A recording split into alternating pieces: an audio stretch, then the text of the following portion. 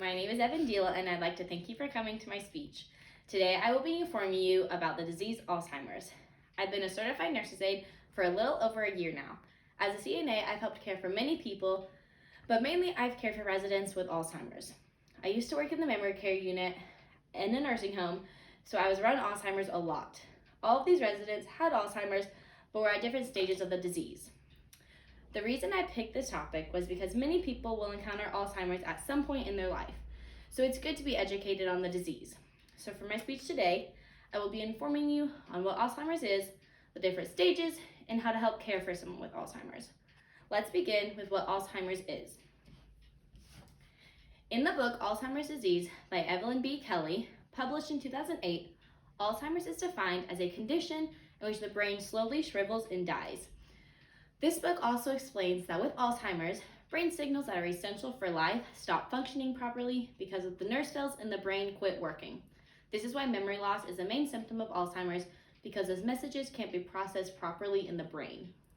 There's 3 different types of Alzheimer's that a person can get: early onset, late onset, and familial.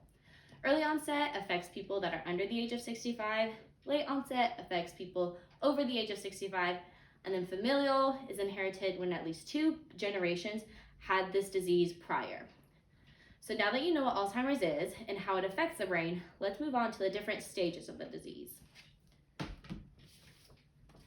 According to the textbook, Hartman's Nursing Assistant Care, Long-Term Care, which was published in 2014, Alzheimer's is progressive, degenerative, and irreversible. So the symptoms often begin with memory loss and continue to progress and worsen. So there are generally 3 main stages to the progression of Alzheimer's. So stage 1 is going to be the mild stage, and so that consists of short-term memory loss, disorientation of time, lack of interest, and mood swings, irritability, things like that. Stage 2, the symptoms are going to get a little bit more moderate, and so that's going to consist of increased memory loss, so they may forget family members and friends, slurred speech, incontinence, sleep problems, lack of impulse control. And then stage 3 is the very severe stage, and it's the final stage. So that consists of total disorientation of time, total dependence on others for care, immobility, and inability to recognize family and themselves. So you have to remember with Alzheimer's that each person is affected differently, and so there's going to be different symptoms that occur at different times for every patient. So now that you've learned about the different stages of Alzheimer's, let's move on to caring for someone with the disease and the different interventions used. So caring for someone with Alzheimer's can be frustrating and difficult at times. One big thing that makes caring for an Alzheimer's patient so difficult is the communication aspect. So communicating with an Alzheimer's patient can be challenging because they may not understand what you want, they might forget what they're trying to say, or anything like that can happen. But according to Hartman's Nursing Assistant Care, Long-Term Care textbook, which was published in 2014, some good strategies for better communication are always approaching them from the front, communicating in a calm place with little background noise if possible, speaking slowly, and using a lower toned voice.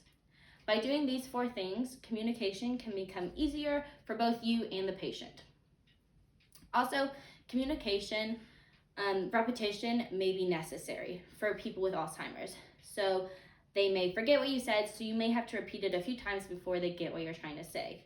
It may also be helpful to rephrase yourself every once in a while, so if they don't respond to a word like nap, it might be helpful to try lay down or rest.